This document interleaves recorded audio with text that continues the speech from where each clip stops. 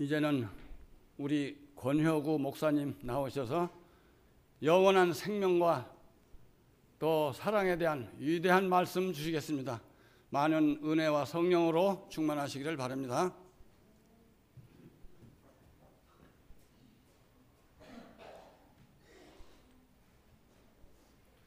안녕하십니까?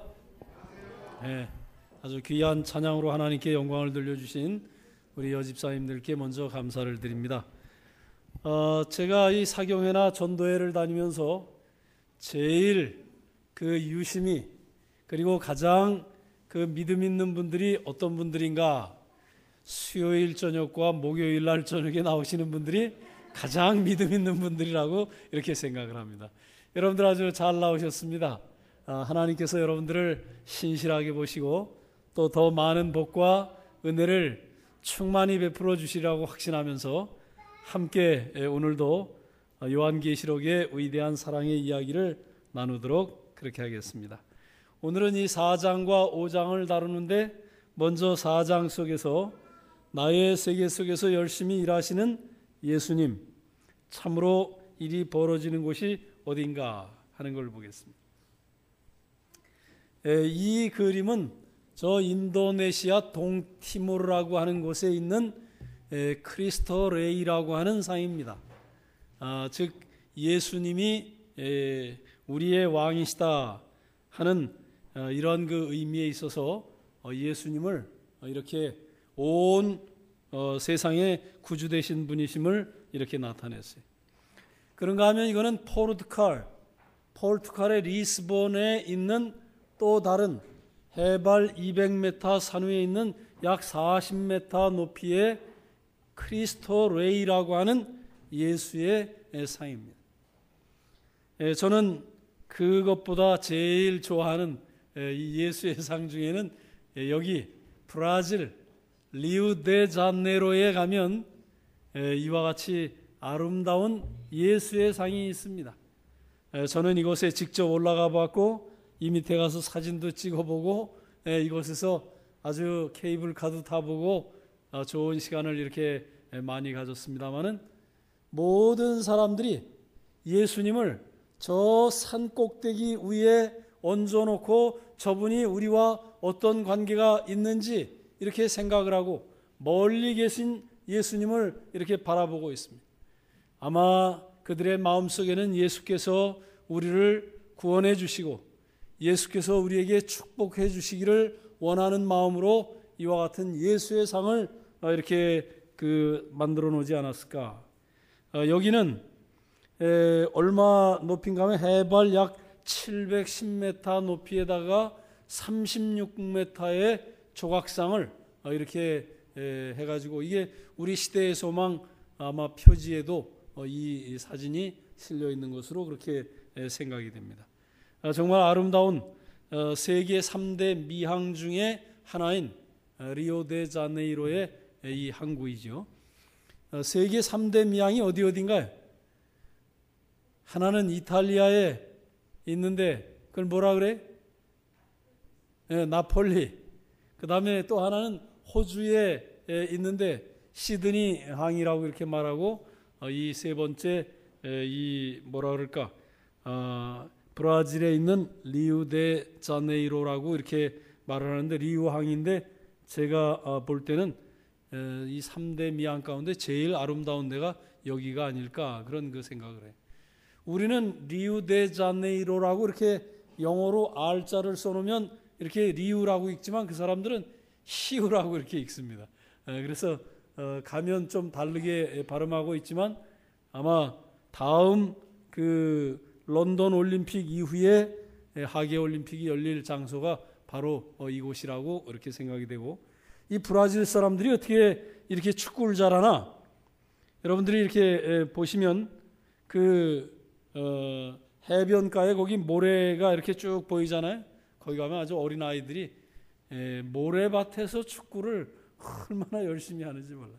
그래서 이 브라질 아이들은 어려서부터 모래사장에서 축구를 했기 때문에 맨 땅에서 하는 축구는 정말 날고 길 만큼 이렇게 잘하지 않나 이런 그 생각을 드리는 것입니다만은 제가 오늘 드리고자 하는 내용은 이렇게 높이 솟아있는 예수님의 동상이나 그 조각상이 우리를 구원하는 것이 아니며 그곳에 예수님이 그곳에만 계시는 것도 결코 아니라고 하는 사실입니다. 이스라엘에 가면 예루살렘이 있는데 예루살렘 가운데 통곡의 벽이라고 하는 곳이 있어요. 그곳에 가서 많은 사람들이 자기네들의 소원을 아뢰기 위해서 그곳에다 쪽지를 써가지고 벽돌 사이에다 꽂아놓고 고개를 흔들면서 허리를 계속 굽히면서 기도를 하고 있어요. 그렇다고 하나님께서 그 통곡의 벽에만 계시는 게 아니고 그 예루살렘에만 계시는 게 아니듯이 그 하나님께서 무소부재하신 하나님으로 어디든지 다 우리와 함께 하시는 하나님으로서 지난날 이 요한이 반모섬에 유배되어 있었을 때 아마 이 가로가 한 6마일, 세로가 한 10마일 정도 되는 척박한 이 무인도 돌섬에 이렇게 유배받아 있는 그동안에 하나님께서 바로 그 반모섬에 요한과 함께 하시고 요한에게 하늘을 보여주시고 장차 될 일을 보여주셨을 뿐만 아니라 그 주변에 있는 7교회의 여러 교회들을 예언하시고 돌보시고 사랑하시는 하나님으로 나타나신 그분이 바로 오늘날 우리 성남중앙교회도 함께 하실 뿐만 아니라 우리의 가정에도 함께 하시는 주님이심을 믿는 여러분과 제가 되시기를 간절히 축원드리는 바입니다. 우리 주님께서는 정말 언제나 어디서나 우리와 함께 하기를 원하시는 그러한 그 주님이세요. 이렇게 높이 우뚝 서 있는 조각상 못지않게 우리의 삶의 현장에 찾아오셔서 우리가 유배되어 있거나 또는 때에 따라서 감옥에 가 있거나 혹은 우리가 병상 가운데 있거나 또는 우리가 사업이 갑자기 부도가 나가지고 어려움에 처했을지라도 우리 주님께서 여러분과 저와 더불어 함께 하시기를 원하시는 주님이시요 이 척박한 무인도섬 바위 위에서 이 하나님을 향하여 기도하고 있는 요한에게 저 구름 너머 저편에 우리 주님께서 친히 햇살을 비추시면서 직접 그에게 하늘문을 열어 보여주셨다고 하는 이 사실은 얼마나 귀중하고도 또 감사한 일인지 알 수가 없다고 생각하면서 우리의 생애가 암울하고 아무리 어려움과 시련과 또 고난에 처한다 할지라도 주께서 우리와 함께 하신다고 하는 확신을 언제나 함께 하시기를 간절히 축원드리는 바입니다. 여기 나 요한은 너의 형제요 예수의 환난과 나라와 참음에 동참하는 자라. 하나님의 말씀과 예수의 증거를 인하여 반모라 하는 섬에 있었더니 주의 날이라는 말은 마태복음 12장 8절에 있는 말씀처럼 인자는 안식일의 주인이니라 이렇게 말씀하신 주의 날인 안식일을 가르치는 것입니다. 내가 성령에 감동하여 내 뒤에서 나는 나팔소리 같은 큰 음성을 들으니 몸을 돌이켜 나더러 말하는 음성을 알아보려고 하여 돌이킬 때 무엇을 보았더라 그랬어요? 7 금촛대를 보았는데 촛대 사이에 인자 같은 이가 발에 끌리는 옷을 입고 가슴에 금띠를 띠고 제사장으로 나타나시는 예수 그리스도께서 7 촛대 7 교회를 돌보시고 계시다고 하는 이 사실을 이 반모섬에 와 있는 요한에게 분명히 보여주고 계시다고 하는 사실입니다. 저는 종종 제가 이렇게 다니했던 교회들을 되돌아보면서 그런 생각을 해요. 동북교회 제가 인턴을 했었거든요. 그 교회 장로님 그러면 여러 장로님들이 계셨지만 그 중에 걸출한 장로님이 눈에 띄시는 분이 강원준 장로님이라고 하는 분이 많은 분들이 동북교회 그러면 1980년도 제가 목회 나왔을 때 그 교회는 충청도 교회다. 그 교회는 강원준 장로님이 수석 장로님이시다. 이렇게 말을 해요. 제가 교회를 가보니까 정말 강 장로님이 얼마나 열심을 가지고 열성적으로 일을 하시는지 정말 온 성도들이 뜨겁게 하나가 될 수 있도록 이렇게 일을 하는 모습을 바라보면서 야, 왜 다른 사람들이 그렇게 얘기했는지를 알겠구나, 이런 그 생각을 했어요. 그런데다 그 교회에 또 담임 목사님이 누가 계셨는가 하면 아마 여러분들이 기억하실는지 모르지만 당시에 이 유학을 갔다 오시고 아주 인물이 훤출하고 그 다음에 아주 이 영성이 충만했던 오충의 목사님이라고 하는 분이 이렇게 계셨어요. 그래서 아주 교회가 정말 아주 빛이 나고 교회가 정말 열성이 있고 교회가 아주 영혼들로 가득 차는 이런 그 교회를 생각해 보면서 늘 생각을 했지만 어느 날 이 갑자기 제가 7월 달에 거기 가서 목회를 했는데 2월 달에 인사 이동이 이렇게 났어요. 그래갖고 오충희 목사님이 다른 그 한국연합회 당시에 홍보부장 겸 방송 목사로 이렇게 가게 되는 이와 같은 일이 생겼습니다. 여러분들이 아시는 것처럼 목회자가 이제 가게 되면 뭘 하는가 하면 이 송별회를 이렇게 하지요. 송별회를 하면서 우리 청년관에 모여가지고 이제 교회를 사랑하시고 또 평소에 목사님과 더불어 함께 일하시던 분들과 또 청년들이 이렇게 함께 모여서 쭉 그동안 지나온 얘기들과 또 식사를 나누고 그 다음에 몇 가지 또 이 즐거운 순서들을 갔는데 우리 목사님이 영어를 잘한다고 이렇게 이야기하니까 가시기 전에 영어로 한 말씀 남기고 가시라 그랬더니 오충희 목사님이 말하기를 내가 영어로 할 게 아니라 필리핀에 유학을 하는 동안에 따갈로그어를 배웠으니까 내가 따갈로그어로 할 테니까 통역할 사람 있으면 나오라, 이렇게 이야기를 했어요. 아무도 나오는 사람이 없어갖고 전도사인 제가 뽑혀서 그 옆에 가서 섰어요.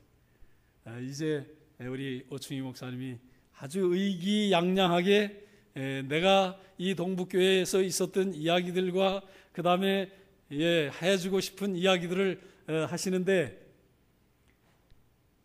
여러분들 통역은 통역하는 사람 마음입니다.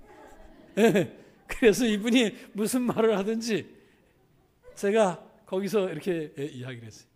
여러분, 이 동북교회의 오충희 목사님을 여러분들은 정말 사랑해 주시고 또 저와 더불어서 한동안 아주 이 영혼을 구원하는 일에 크게 기여해 주신 데 대해서 진심으로 감사를 드립니다. 그 다음에 뭐 또 따갈로그로 본인이 이제 뭐 하고 싶은 얘기를 막 하시지만은 제가 뒤이어서 그렇게 이야기했어요. 많은 사람들이 생각하기를 동북교회 그러면 오충희 목사와 강원준 장로님을 생각하고 있지만 이 교회는 오충희 목사의 교회도 아니요 강원준 장로님의 교회도 결코 아닙니다. 제가 떠나더라도 여기는 주님의 교회요 주님께서 함께 하신다고 하는 확신을 갖게 되시기를 바랍니다. 그랬더니 교우님들이 너무 기가 막히고 당찬 이 전도사가 뜻하지 않는 이 통역을 하는 바람에 다들 배꼽을 잡고 웃기 시작을 했어요. 그러나 중요한 것은 그렇습니다. 정말 걸출한 인물들이 지나갔지만은 지금 되돌이켜 생각해 볼 것 같으면 정말 그 교회는 하나님의 교회요. 정말 하나님께서 우리와 함께 하시는 교회임을 한순간도 잊을 수 없다고 생각하면서 우리 성남중앙교회도 하나님의 교회라고 하는 확신을 갖게 되시기를 간절히 축원드리는 바입니다. 삼육중앙교회 담임 목사 권혁우 목사가 있고 거기 10년 동안 수석 장로를 한 박광선 장로님이 있었다 할지라도 그 교회는 삼육중앙교회 담임 목사 권혁우 목사의 교회나 박광선 장로님의 교회가 결단코 아닌 것입니다.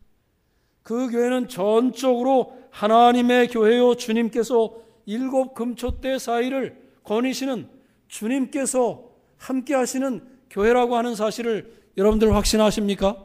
네, 그렇습니다. 한때 우리 성남중앙교회 그러면 여기 훌륭하신 분들이 다 많이 계시지만은 이재무 장로님으로 대표 선수 이재무 장로님 이렇게도 과언이 아니지 않았습니까? 그때 당시에 이재무 장로님이 안 계시면 성남중앙교회가 어떻게 될까 염려하신 분들 많이 계실 줄로 이렇게 생각이 됩니다. 그 장로님이 교회를 위해서 헌신하고 수고한 일은 우리가 다 잊을 수 없지만 그럼에도 불구하고 지금 또다시 이 교회를 주장하시고 붙드시고 여기까지 인도하신 주님이 계심을 확신하십니까? 네, 그렇습니다. 우리 주님께서 박나경 목사님과 조상현 장로님과 더불어 우리 훌륭한 성도들 한 사람 한 사람을 다 지키시고 돌보시고 당신의 지도자들을 그의 오른손에 별을 붙잡으시듯이 하나님의 지도자들을 붙잡고 계실 때 여러분들이 이 교회를 사랑하시고 척박한 저 반모섬에까지라도 주님께서 불꽃 같은 눈으로 살피시는 그 주님께서 에서버두사빌라라고 하는 소아시아의 7교회들을 언제나 돌아보시고 언제나 보살피시고 언제나 그 교회를 지켜주시는 주께서 우리 개인도 따뜻하게 사랑하시고 돌보시는 주님이시라고 하는 확신을 갖게 되시기를 간절히 축원드리는 바입니다.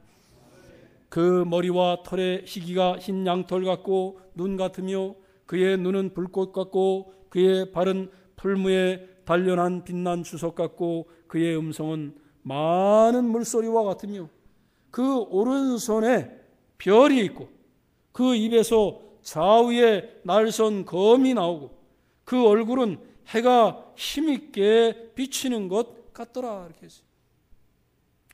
예, 참으로 우리 주님의 그 어제 이미 우리가 다 배웠죠. 순결하신 모습 그리고 불꽃 같은 눈으로 살피시는 우리 주님, 그의 발이 풀무에 연단하고 단련한 빛난 주석 같은 발, 그리고 많은 물소리와 같은 웅장하고 장엄한 그분의 음성은 물론이거니와 당신의 사랑하는 이 종들을 붙잡으시고 계시는 우리 주님, 그 입에 좌우에 날선 검 말씀이 있어서 참으로 우리의 살과 우리의 뼈와 정말 우리의 영혼을 골수를 찔러 쪼개기까지 할 수 있는 하나님의 놀라우신 이 영의 말씀이 우리와 함께 하실 뿐만 아니라 그 얼굴에 해와 같이 힘있게 비추는 우리 주님께서 우리와 함께 하신다고 하는 확신을 갖게 되시기를 간절히 축원드리는 바입니다.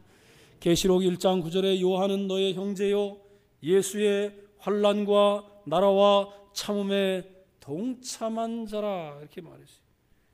요한은 나는 너희들이나 다 똑같다 이게. 즉 7교회에 살고 있는 지금 핍박받고 있는 환난당하고 있는 그 사람들과 같이 나도 환난에 동참해 있고 나도 이 나라에 속한 사람일 뿐만 아니라 참음에 동참하고 있는 사람이다.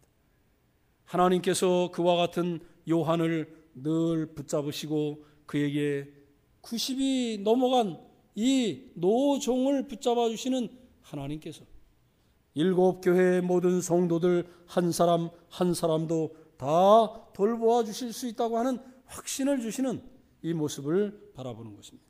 여기 목사에게 보내는 권면 144쪽에 보면 이런 말씀을 했어요. 요한계시록을 연구할 때 분명하게 깨닫는 한 가지가 있을 것이다. 다 같이 읽어보겠습니다. 즉 시작. 하나님과 그분의 백성 사이의 관계는 밀접하고 결정적이라는 점이다. 하나님과 그분의 백성 사이의 관계는 아주 밀접하고 아주 결정적이어서 주님께서 함께 계시지 아니하면 승리할 수 없고 하나님께서 함께 하시지 아니하면 생명책에 이름이 지워져서 정말 하늘에 갈 수 없을 만큼 하나님의 백성들의 그 운명을 좌우하시는 분이 우리 주님이시요 우리와 함께 하시는 분이시라고 하는 분명한 말씀을 하고 계세요. 그런 그 하나님께서는 그 장소에만 이렇게 오시는 분이 아니 우리의 존재와 우리의 시간 속에도 오시는 분이라고 하는 사실입니다. 제가 좀 여쭤봐야 되겠어요? 우리 앞에 안경을 쓰신 장로님 함자가 어떻게 되시지요? 네, 송 장로님. 네, 송 장로님 올해 연세가 얼마 되셨습니까? 네, 84. 정말 아주 건강하십니다. 네, 84세. 네, 또 뒤에 있는 분에게 한번 여쭤보겠습니다. 예, 오늘 그 김민규 장로가 안 왔죠? 왔어요? 안 왔어요? 예, 안 왔어요. 조상현 장로님이 올해 나이가 얼마나 됐습니까? 예, 예? 괜찮아요. 한번 얘기해봐요. 예, 뭐 아가씨라면 내가 안 물어볼 텐데 예, 중요한 것은 우리 살아있는 모든 사람들은 다 나이가 그 생명의 길이의 단위라고 하는 것입니다. 84세를 드셨다고 하는 것은 84년을 살아왔다 이런 뜻이에요. 내가 뭐 몇이다 이렇게 하면 그건 50 몇 년 동안 살아온 것이다. 예, 또 이 나이가 젊은 이 청년이 20살이다 그러면 20년 살아왔다고 하는 사실을 이렇게 가르쳐 주는 것은 우리의 존재와 더불어서 우리는 시간적인 단위의 길이를 다 지니고 있어요. 예, 오늘 식사하면서도 갔다 오면서 여러분들이 말씀하시기를 현재 50대는 아마 건강을 잘 관리하면 100세까지 사실 수 있고 20, 30대의 사람들은 건강을 잘 관리하면 120세까지도 살 수 있다고 하는 지금 이 보건학자들이 내놓는 통계들이 이렇게 있고 의사 선생님들이 그렇게 말을 한다는 것이죠. 중요한 것은 그 존재와 그 길이가 중요한 게 아니라 그 존재와 그 시간 개념 속에 중단 없이 주님께서 나와 얼마나 함께하고 계셨느냐 하는 것이 얼마나 소중하고 귀한 일인지 알 수 없다고 하는 이 사실을 생각하면서 그 길이의 단위 못지않게 주님을 만난 이후 주와 더불어 중단 없이 사는 것이야말로 가장 중요한 이 신앙생활이라고 하는 사실을 확신을 가지고 살아가게 되시기를 간절히 바라는 바입니다. 어떤 분들은 늦게 예수님을 믿은 분도 있어요. 또 어떤 분들은 모태 쪽부터 신앙을 한 사람도 있습니다. 여러분들이 아시는 것처럼 예수님이 십자가에 달리실 때 오른편에 있었던 강도는 임종 직전에 주여 당신의 나라가 임하실 때에 저를 기억해 주옵소서 하니 예수께서 친히 말씀하시기를 내가 오늘날 네게 말하노니 내가 나와 함께 낙원에 있으리라 하는 귀중한 축복의 말씀을 주신 것을 기억하시지요? 그렇습니다. 우리 주님께서 주님을 믿는 사람들은 즉시 그들에게 하나님의 나라를 선물하실 수 있어요. 그러나 예수님을 믿다가 중단한다든지 예수님을 믿다가 실족한다든지 타락할 때 우리는 위험을 느낄 수밖에 없다고 하는 사실. 그러나 주님께서는 이 하나님의 백성들과 더불어 중단 없이 끝까지 계속해서 돌보시면서 우리가 낙심하거나 좌절하거나 또는 타락하지 않도록 늘 우리와 함께 하시는 주님임을 믿게 되시기를 간절히 축원드리는 바입니다. 시간에는 이 두 가지 개념이 있는데 크로노스라고 하는 개념과 카이로스라고 하는 개념이 있는데 이 헬라어에서 나온 성경적인 두 단어가 놀랍게도 히랍 신화에서 이렇게 나왔어요.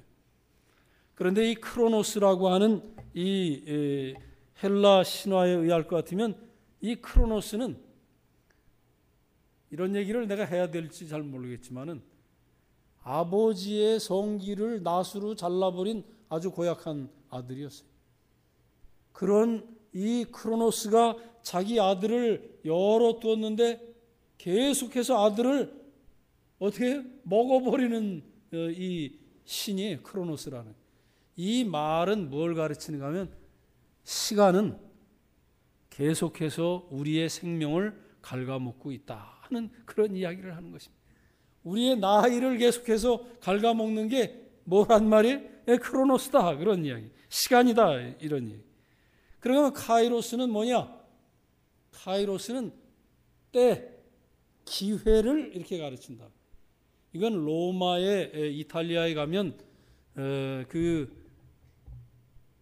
한 박물관에 이 앞에 이 카이로스라고 하는 그 신을 세워놨는데, 그 카이로스가 어떻게 생겼는가 하면 앞에는 머리가 이렇게 많이 이렇게 있어요. 근데 뒷머리는 대머리예요.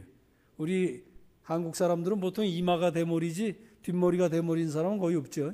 근데 이 카이로스라고 하는 것은 앞에는 머리가 많고 그 다음에 뒤에는 뭐가 졌다고요? 대머리가 졌어요. 그 다음에 발 밑에는 날개가 이렇게 달려 있어요.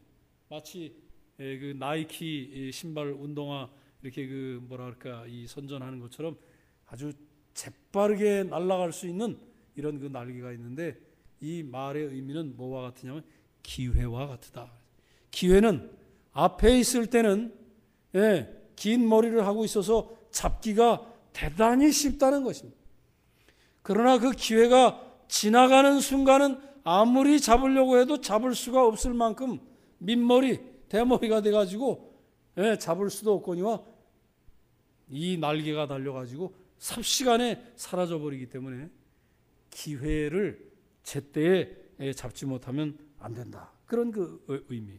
즉 시간이라고 하는 것은 모든 사람에게 동일하게 다 적용되어 있어요. 그러나 카이로스라고 하는 크로노스는 모두에게 동일한 객관적인 시간이지만, 카이로스라고 하는 것은 개개인마다 주관적으로 내가 기회가 올 때 딱 잡을 줄 아는 그런 지혜가 필요하고, 예수님을 믿는 데 있어서도 그와 같은 지혜가 필요하다고 하는 성경의 시간적인 개념 속에서 예수님께서 마가복음 1장 15절에 보면 때가 찼고 하나님의 나라가 가까이 왔으니 회개하고 뭘 믿으라 그랬어요? 복음을 믿으라. 즉 이와 같이 때가 찼다고 하는 말은 그리스도의 초림으로 말미암아 천국이 가까이 왔다고 하는 사실을 가르치는 것입니다. 너희가 예수를 믿을 만한 때에 믿지 못하면, 회개하고 복음을 믿지 못하면 그 기회는 지나가 버릴 수밖에 없다고 하는 사실을 이렇게 나타내 주는 것입니다. 그런 가운데서 이 사도 요한은 그러므로 내 본 것과 이제 있는 일과 장차 될 일을 기록하라. 그래서 과거와 현재와 미래에 대하여 우리 하나님께서 우리와 어떻게 함께 하시는지 가르쳐 준다고 하는 사실을 이야기하고 있습니다. 여러분들이 다니엘서 2장에 보면 오직 은밀한 것을 나타내실 자는 하늘에 계신 하나님이시라. 그가 느부갓네살 왕에게 후일에 될 일을 알게 하셨나이다 하면서 장차 일어날 이 미래 예언을 하시는 하나님임을 가르쳐 주셨어요. 그런가 하면 또 2장 29절에 은밀한 것을 나타내시는 이가 장래 일을 왕에게 알게 하셨사오며, 미래에 대해서 예언하시는 주님이 왕이 사람의 손으로 아니하고 산에서 뜨인 돌이 철과 놋과 진흙과 은과 금을 부서뜨린 것을 보신 것은 크신 하나님이 장래 일을 왕께 알게 하신 것이라. 이렇게 하면서 장래 일, 미래를 예언하시는 주님을 자주 소개하고 계시다고 하는 사실입니다. 그러나 성경에는 장래일 뿐만 아니라 과거와 현재와 미래를 주관하시는 주님에 대해서 이렇게 많은 이야기를 하고 있어요. 이제도 계시고 전에도 계시고 장차 오실 주님, 반드시 속히 될 일, 때가 가까움이라 내가 속히 오리니. 계시록 21장 4절에 처음 것들이 다 지나갔음이러라. 처음 것들이 다 지나간 과거들은 다 흘러갔다. 그 나머지 죽은 자들은 그 천년이 차기까지 살지 못하더라 하고 정해놓은 때에 대한 예언을 하고 있어요. 주의 의로우신 일이 다 나타났음에, 과거에 예언되었던 것이 성취된 모습들, 죽은 자를 심판하시며 첫째 화는 지나갔으니 보라 아직도 이후의 화들이 이르리로다. 세상 나라가 우리 주와 그 그리스도의 나라가 되어 그가 세세토록 왕노릇 하시리로다. 이 밖에 2300주야나 42달 천년 등과 같은 특정한 시간 단위들을 뭐라고 그랬어요? 카이로스라고 이렇게 말하면서 하나님께서 크로노스 속에 있는 이 모두에게 주어진 시간 속에 카이로스라고 하는 우리에게 주어진 기회들을 주님께서 예언해 놓으신 기간들을 잘 살피며 또한 믿음으로 사는 것이 얼마나 소중한 것인가를 깨달아 알 수 있도록 사랑의 주님께서 우리에게 호소하고 계시다고 하는 사실. 그래서 요한계시록을 일컬어 선택의 책이며 우리로 하여금 선택의 결과를 이해하게끔 도와주는 책이다. 어떤 사람은 요한계시록에 대한 4가지 해석 방법이 있다고 신학자들이 말을 합니다. 그 이야기는 과거주의로 해석을 하고 있어요. 성경에 나타난 모든 이야기들은 과거에 그 이미 발생한 일로 보는 관점으로 옛날에 이런 일이 있었는데 거기에서 우리가 무슨 뭘 찾아야 되겠다? 네, 교훈을 찾아야 되겠다. 이렇게 하는 사람들. 그런가 하면 미래주의자들이 있어요. 성경의 모든 것들은 미래에 벌어질 일로 바라보면서 우리가 아주 예의주시하면서 이 시간을 잘 깨달아 알고 미래의 예언을 잘 확인해야 되겠다. 이런 사람이 있는가 하면 세 번째로는 모든 것을 상징으로 여기는 사람들이죠. 이런 것을 관념론자라고도 그렇게 말을 한다. 그런가 하면 우리 재림교회가 채택하고 우리 모두가 성경의 교훈을 따라서 이 요한계시록을 해석할 수 있는 방법은 역사주의자의 입장에서 이 성경을 해석하고 있다. 모든 것을 역사의 근간을 두고 과거와 현재와 미래에 발생하는 일로 보는 관점이요. 더 나아가서 이 역사주의자들은 과거주의나 미래주의나 관념론자들의 그 부분들을 뭐라 그럴까요? 영적으로 취합해서 함께 은혜를 받을 수 있는 이런 사람들이 바로 역사주의자들이다. 이런 거지. 화이프님께서 교육 173쪽에 이렇게 말씀했습니다. 인류 역사의 기록들을 보면 모든 민족의 발전과 제국들의 흥망은 마치 사람들의 의지나 무용에 좌우되는 것처럼 보인다. 여러 가지 사건들은 대부분의 사람의 능력, 야심 혹은 변덕에 의하여 꼴지워지는 듯이 보인다.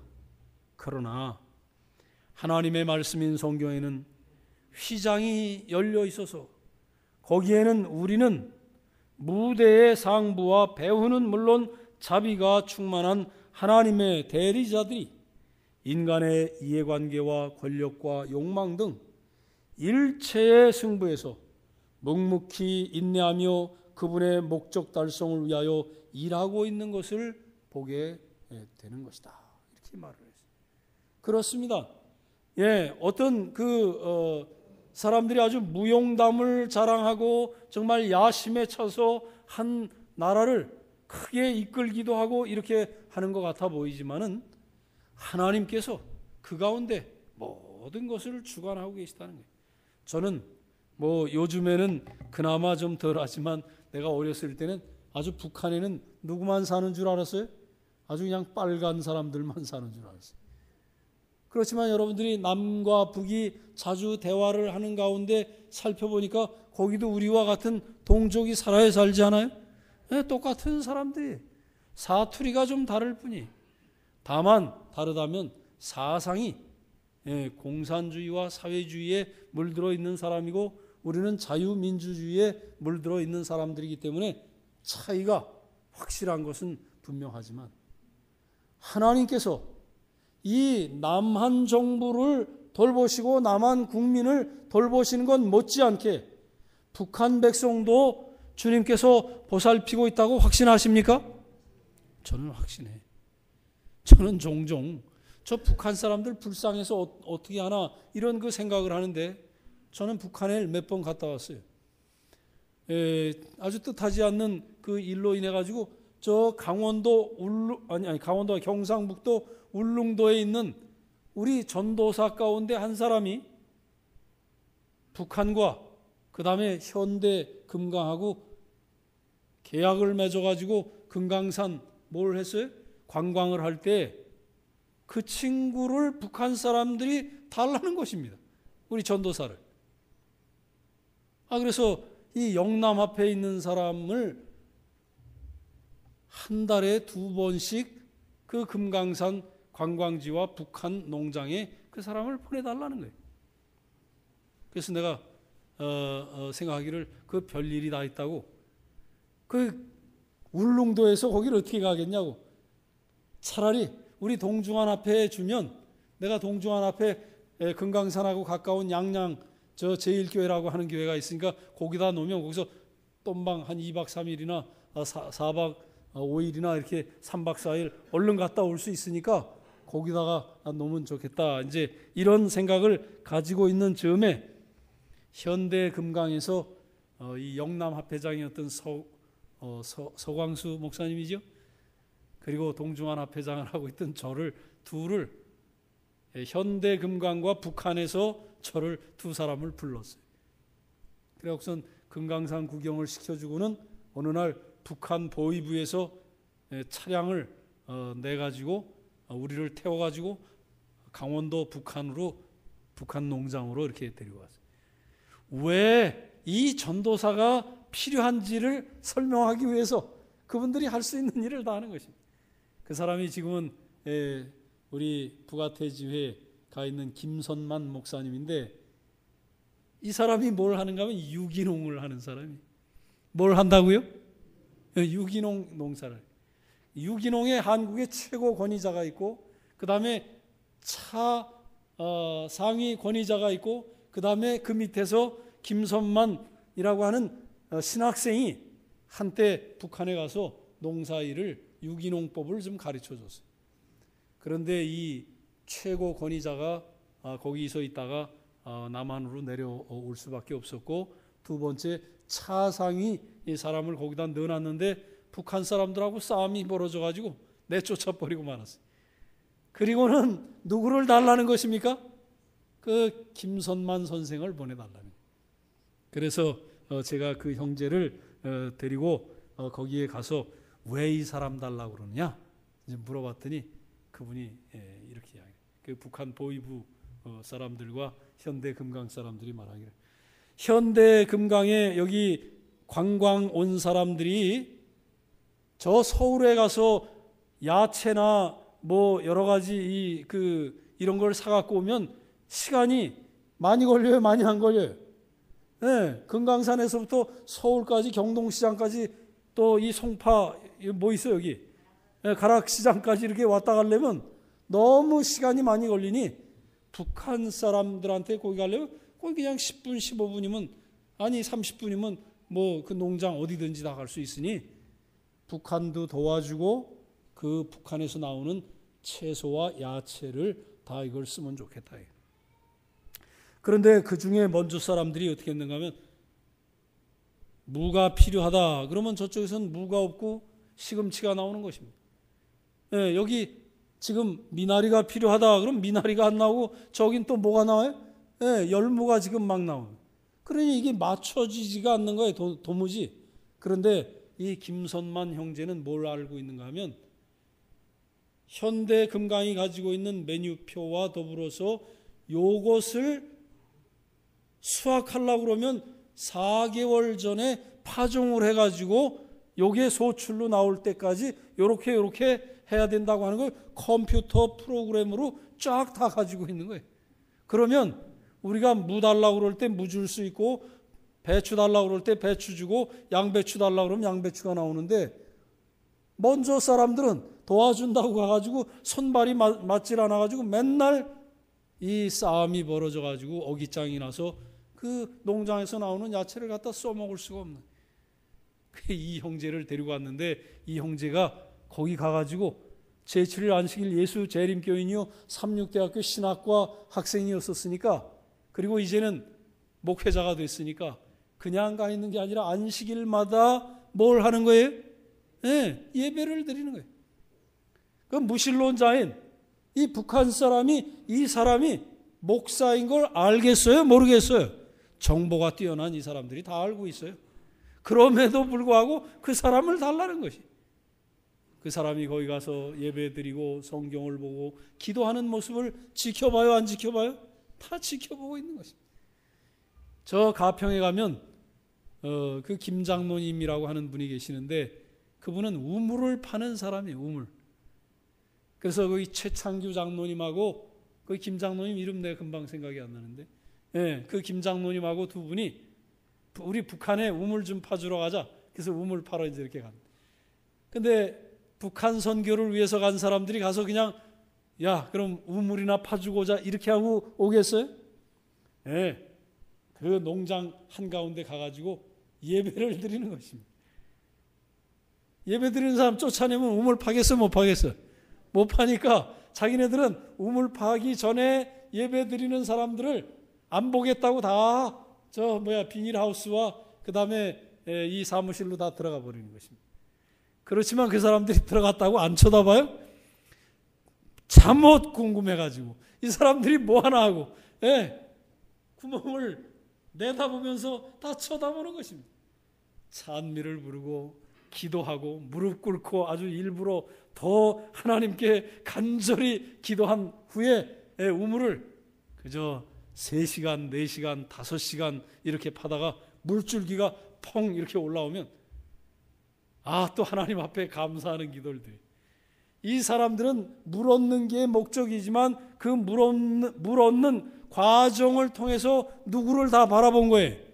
하나님의 백성들을 바라보고, 저 사람들이 우리를 얼마나 사랑하면 예수 믿는 사람을 싫어하는 이 북한까지 와가지고 기도하면서 이렇게 물을 파주느냐. 이거 사랑이에요? 사랑이 아니에요? 정말 아주 훌륭한 사랑. 이와 같은 일들을 오늘날 저 북한에 가서 하는 것 못지않게 저 아프리카에 가서도 이렇게 하고 있어요. 유태인 목사님이 이 교회에 1년 있었다고 그랬나요? 그 유태인 목사님이 사랑하는 딸을 잊어버렸지만 그 유지선 기념 고등학교를 줬는데 그저 보통으로 지려고 그랬는 것 같아요. 근데 거기 전광수 목사님이 가갖고 건축을 하면서 일을 크게 벌려놔가지고 어마어마한 3층 건물을 이렇게 다 지어버렸어요. 이게 하나님의 사랑이 없이 가능한 일이에요? 가능하지 못한 일이에요?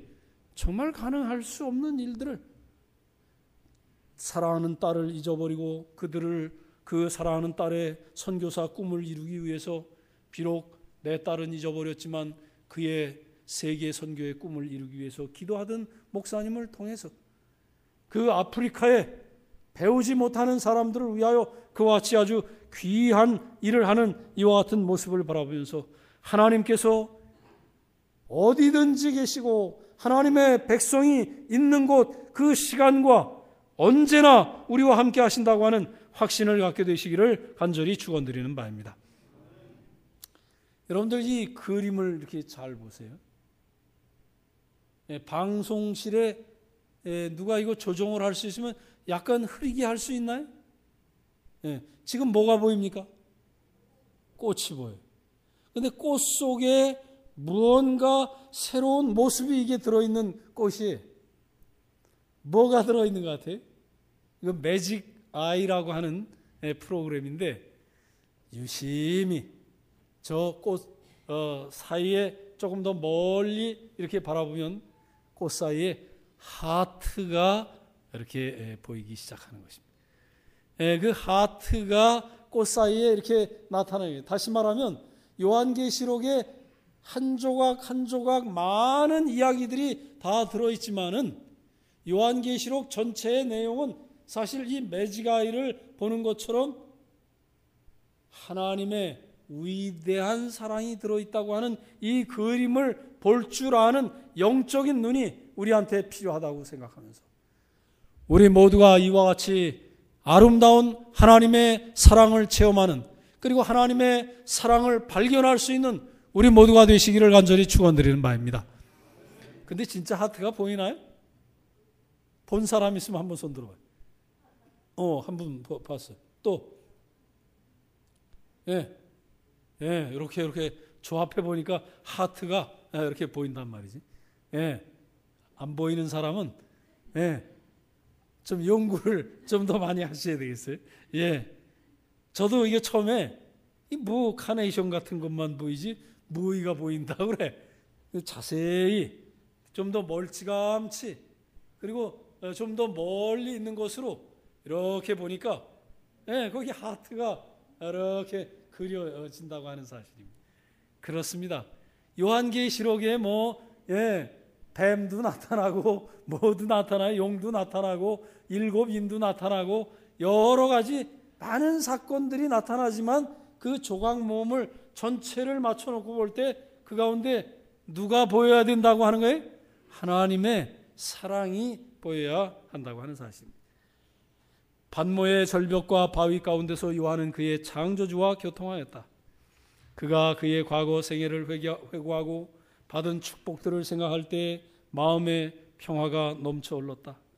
그는 그리스도인적 생애를 살았으며 믿음으로 사망에서 옮겨 생명으로 들어간 줄 안다고 말할 수 있었다. 그렇게 말을 했어요. 비록 그는 유배당한 가운데 있었지만 창조주 하나님과 교통하고 과거에 예수님과 3년 반 동안 함께 산 것은 물론 또 받은 축복들을 생각할 때 90이 넘은 이 어르신이 비록 반모섬에 이 무인 고도의 섬에 가 있지만 마음에 참된 평화가 흘러넘치고 더 나아가서 사망에서 생명으로 옮겨가 영원히 살 이와 같은 그 희망을 안고 있었다고 하는 사실처럼 여러분과 저도 이와 같은 믿음의 안목으로 하늘을 바라보고 우리 주님 다시 오실 재림의 그날을 기다리는 주의 성도들이 되시기를 간절히 축원드리는 바입니다. 시편 107편 43절 지혜 있는 자들은 이 일에 주의하고 여호와의 인자하심을 깨달으리로다. 인자하심이 뭐예요? 여호와의 사랑을 깨달으라. 하나님의 사랑을 잘 깨달아야 되겠다. 나에게 말씀하시는 하나님, 우리 눈 깜빡할 사이라는 말은 들어봤지만 귀 깜빡할 사이라는 말은 처음 들어봤죠? 근데 그런 게 있다는 거죠. 여기 히브리서 4장 12절과 13절에 보니까 하나님의 말씀은 살았고 운동력이 있어 좌우가 아니라 좌우에 날선 어떤 검보다도 예리하여 혼과 영과 및 관절과 골수를 찔러 쪼개기까지 하며 또 마음의 생각과 뜻을 감찰하나니 지으신 것이 하나라도 그 앞에 나타나지 않음이 없고 오직 만물이 우리를 상관하시는 자의 눈앞에 벌거벗은 것 같이 드러나느니라. 여러분들 이 성경 갖고 다니면 갖고 다니는 걸로 은혜 받는다고 생각하지 마시기 바랍니다. 성경을 어떻게 해야 돼요? 읽으셔야 돼. 성경을 봐야 돼.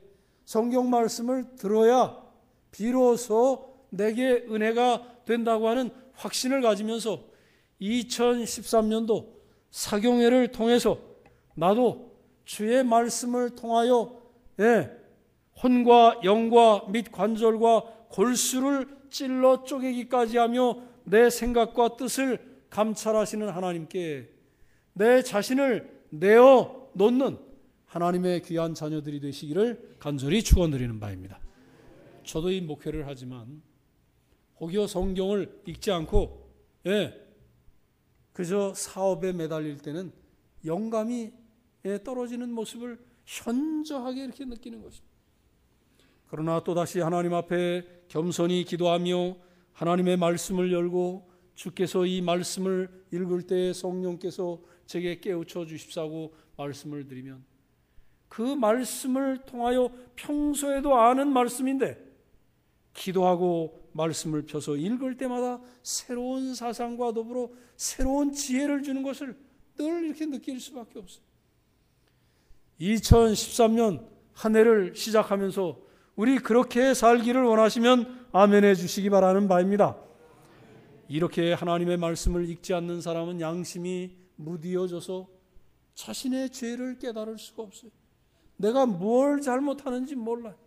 그러나 하나님의 말씀은 그 말씀을 읽을 때 책망과 바르게 함과 의로 교육하기에 유익할 뿐만 아니라 하나님의 사람으로 온전케 하고 선한 일을 하게 하는 원동력이 되는 게 바로 우리 주님의 말씀이라고 하는 사실을 기억하시면서 우리를 사랑하시는 하나님의 말씀, 우리를 얼마나 사랑하시는지 반모섬까지라도 찾아가시고 96세가 된 이 노종을 끝까지 추적하시면서 사랑하시는 그 주님께 하나님께서 나와도 함께 하시고 나의 인생 전반에 끝까지 함께 하실 분이라고 하는 확신을 갖게 되시기를 간절히 축원드리는 바입니다. 저희 교회에 한 장로님이 이런 분이 계셨어요.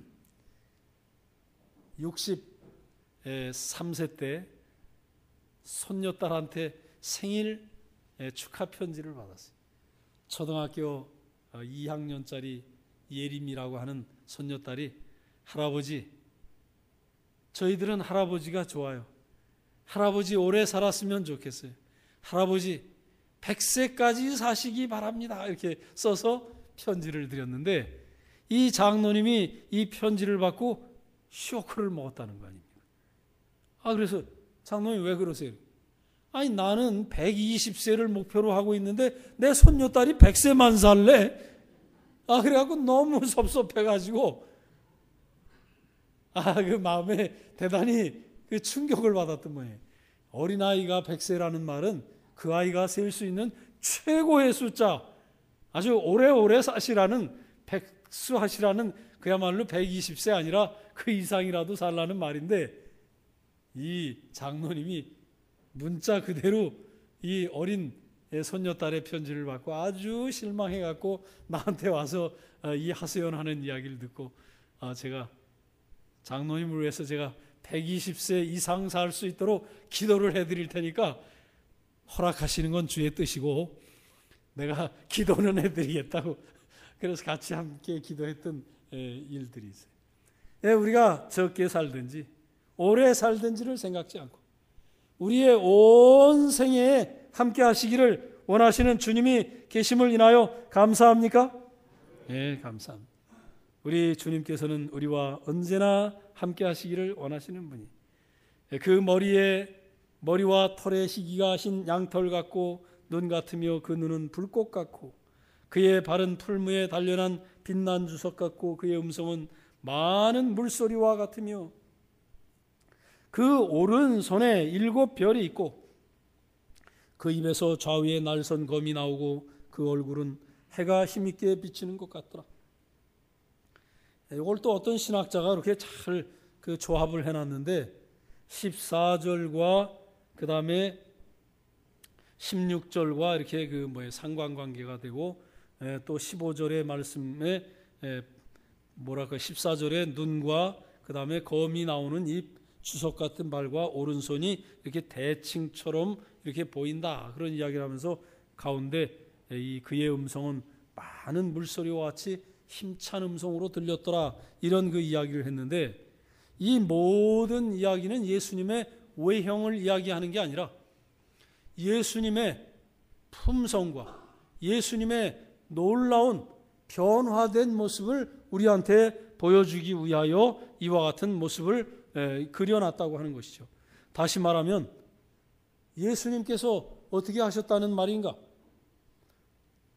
2000년 전 이 땅 위에 오신 베들레헴 말구육간의 예수님이거나 나사렛에서 그 예수님이 아니라 정말 왕과 같고 제사장과 같고 그러면서도 우리에게 큰 음성으로 맑은 물소리와 같이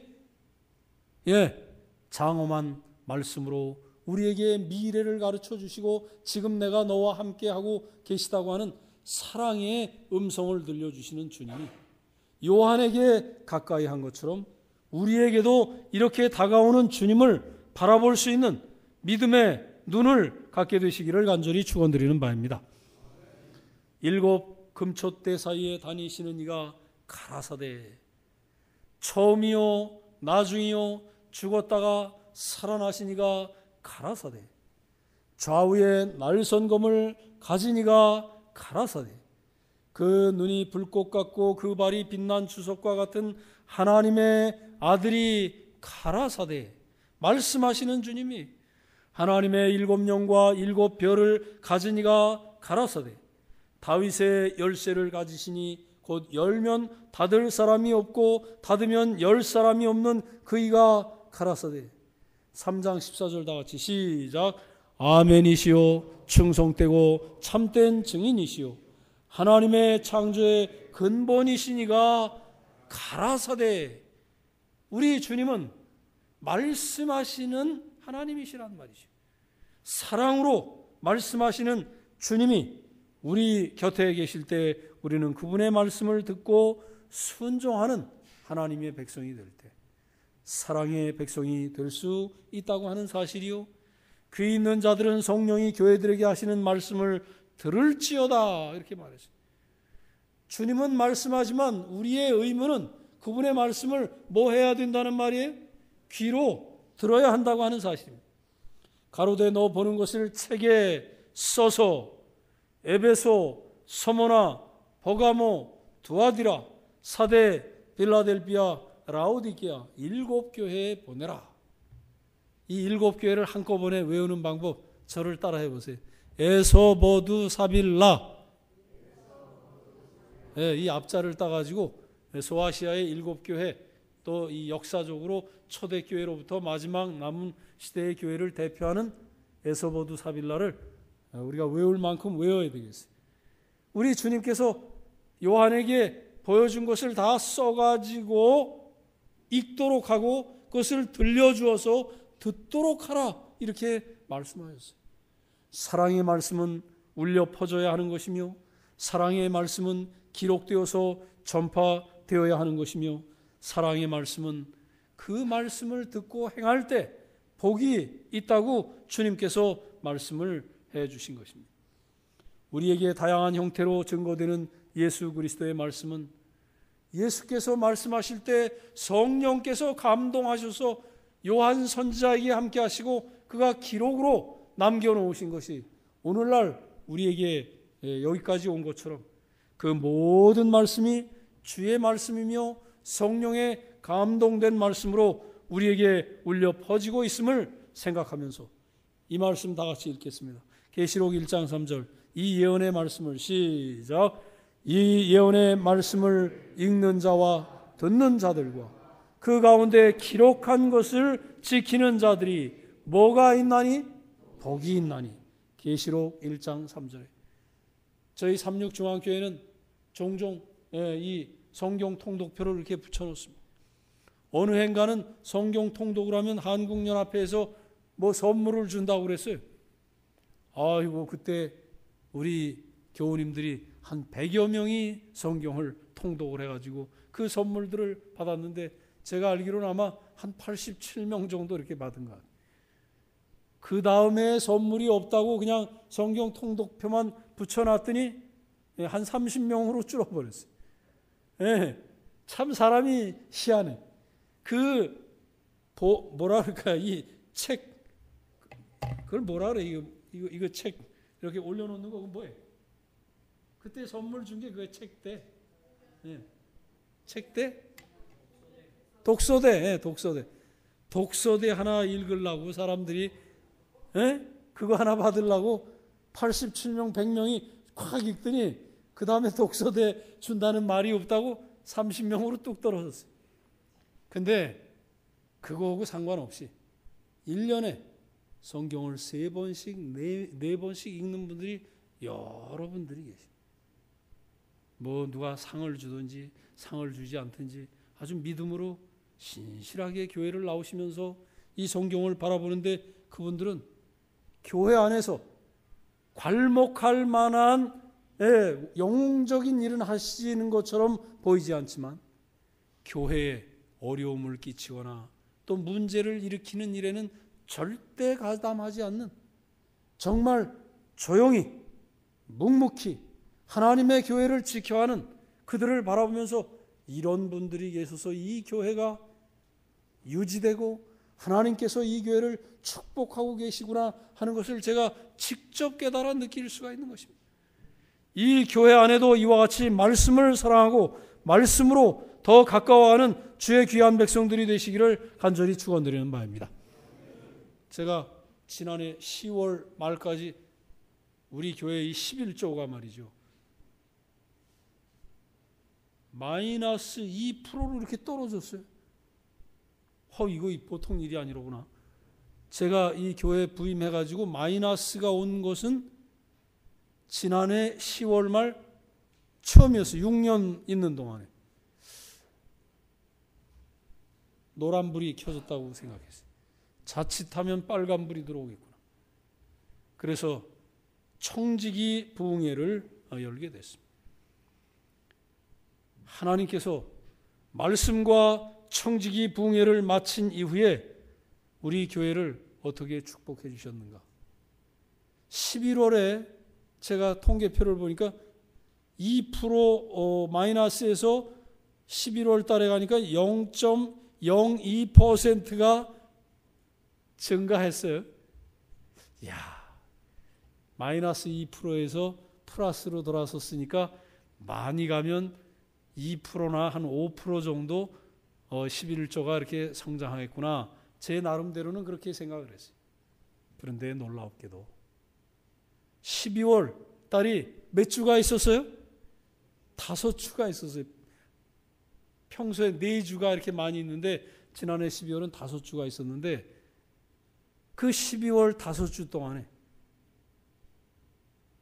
청지기 부흥회가 마치고 하나님의 말씀이 선포되고 정말 우리가 신실한 주의 청지기 백성으로 살아야 되겠다고 하는 이런 이야기들이 쭉 울려 퍼지고 난 이후에 12월 첫째 주부터 계속해서 11조가 상승 곡선을 그리더니 연말 통계를 딱 냈는데 연 14%가 증가하는 놀라운 축복을 주셨으니 감사합니까? 하나님의 말씀을 보고 듣고 느끼고 깨달은 사람들이 그동안 하나님께서 내게 주신 그 사랑을 제대로 표현하지 못했던 것을 전적으로 주의 곳간에 복음 제정을 들여놓는 모습을 바라보면서 이 교회에 아직도 희망이 있고 이 교회를 하나님께서 아직도 축복해 주실 수 있구나 하는 이런 생각을 하면서 우리 성남중앙교회도 저는 이 통계를 보지 못해서 잘 모르겠지만 하나님께서 더 많은 산업의 복을 충만히 베풀어 주시고 또 주의 복음 사업에 헌신하는 많은 역사가 일어나게 되시기를 간절히 축원드리는 바입니다. 제가 지난해, 이 지난해라고 하는 말은 2012년도 직원을 뽑을 때 2011년 11월 달에 이제 선거위원회가 열려가지고 이렇게 뭘 했는가 하면 장로님들을 이제 재신임을 해야 될 거 아니. 우리 교회는 장로님이 현직 장로님만 18분이 계시고 그 이외에 과거에 장로님 하셨던 분들 원로 장로님들이 그보다 많은 분들이 거기 계셔요.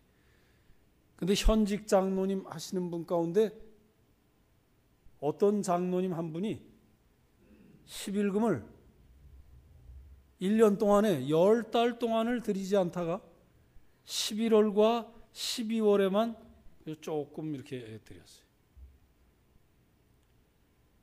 이렇게 하시는 분을 어떻게 해야 할 것인가? 근데 갑자기 지난해만 그런 게 아니고 몇 년을 그렇게 했어요. 몇 년을. 그래서 처음에 저희들이 이분한테 선거위원들께서 그 집이 여러 가지 사업이 어려우셨던 모양인데 잘 좀 권고해달라. 그래서 잘하겠다고 하는 뭐라 그럴까? 마음의 다짐을 받으시면 재신임을 하자. 그렇게 2번, 3번을 했는데 지난해 또 그런 일이 생겼어요. 그래서 이제는 그동안 여러분들이 권고하셨던 분들이 여러 분 계셨으니까 여러분들이 다 증인이신데 어떻게 할 것이냐. 이 올해는 이제 신임을 아무래도 안 해야 되겠다고. 그래서 이제 그분을 떼어놨어요. 그랬더니 이분이 어떻게 됐을까요? 교회를 나오지 않는 것입니다. 그래서 찾아가서 어째 이렇게 됐느냐? 그동안 내가 돈을 못 벌어서 11조를 못 드렸으니 안식일에도 내가 나가서 돈을 좀 벌어야 되겠습니다. 이렇게 이야기를 합니다. 그 실체가 한눈에 이렇게 드러나는 모습을 바라보면서 아하, 이런 분을 우리가 장로님으로 수년간 함께 했었구나. 그 실망감이 엄습해오는 것을 정말 아주 가눌 길이 이렇게 없었어요. 그러나 그 이외로 또 젊은 집사들이나 몇몇 사람들은 그와 같은 이야기를 듣고는 아주 심기일전해가지고 11조를 성실하게 드려서 하나님의 몸된 교회 복음 제정을 위하여 아주 드리고 또 그 일로 인해서 복을 받고 또 사업이 잘 되는 이런 모습을 바라보면서 제 마음 가운데 얼마나 흐뭇했는지 알 수가 없어요. 우리 성남중앙교회는 이런 정말 이 하나님의 말씀에 순종하기보다 자기 주관과 자기 뜻대로 난 벌면 내고 안 벌면 못 낸다 하는 정도를 넘어서서 내 마음이지 이렇게 하는 사람들이 한 사람도 생기지 않도록 하나님의 말씀이 울려 퍼질 때마다 순종하기로 결심하는 모든 분들이 되시기를 간절히 축원드리는 바입니다. 정말이 아주 신신당부를 드리는 바입니다. 이와 같은 형제들, 하나님의 말씀하실 때 그것을 듣지 못하게 되면 얼마나 기가 막힌 일인지 모르겠어요. 에베소, 소모나, 버가모, 두아디라, 사데, 빌라델비아, 라오디게아에게 각각 첫사랑을 회복하라. 내가 너희들이 고생하는 거 다 안다. 환난과 시련 속에서도 나를 버리지 않았다. 너희들이 산 자 같으나 죽은 자로구나. 너희가 형제의 우애가 있구나. 너희가 어찌 이리 뜨뜻 미지근하냐 하시면서 각 교회마다에게 보내주시는 기별이 있을 때 그 기별을 순종할 때 우리가 하나님의 사랑에 반응하여 축복을 받을 수 있다고 하는 확신을 갖게 되시기를 간절히 축원드리는 바입니다. 한번 계시록 2장 7절 다 같이 읽어보겠습니다. 여기 7절, 11절, 17절, 29절, 3장 6절, 13절, 22절에 반복해서 계속해서 하시는 말씀이에요. 큰 소리로 읽겠습니다. 귀 있는 자는 시작. 귀 있는 자는 성령이 교회들에게 하시는 말씀을 들을지어다. 권효구 목사의 육성을 들으라는 게 아닙니다. 하나님의 말씀과 성령의 음성을 귀 기울여 비둘기같이 임하시는 성령의 말씀을 따라서 내가 그동안 신실하지 못했었구나. 내가 다시 신실한 하나님의 백성으로 안식일을 잘 지켜야 되겠구나. 내가 아주 신실하게 열의 하나를 구별하여 주께 바쳐야 되겠구나. 그리고 내가 교회 출석을 잘해야 되겠구나. 내가 직원이면 직원답게 직원에 빠지지 않아야 되겠구나 하는 이와 같은 결심들을 우리 모두가 하고 참으로 하나님의 몸된 교회를 섬기는 일에 함께 한 백성이 되어 하나님의 그 위대한 사랑으로 다가오시는 주님의 축복을 함께 누리는 여러분과 제가 되시기를 간절히 축원드리는 바입니다. 증언보감 2권의 101페이지에 이렇게 말했습니다. 요한계시록의 위대한 진리를 주의 깊이 연구하여야 한다. 왜냐하면 모두 하나님의 말씀에 대한 밝은 지식이 요구되기 때문이다.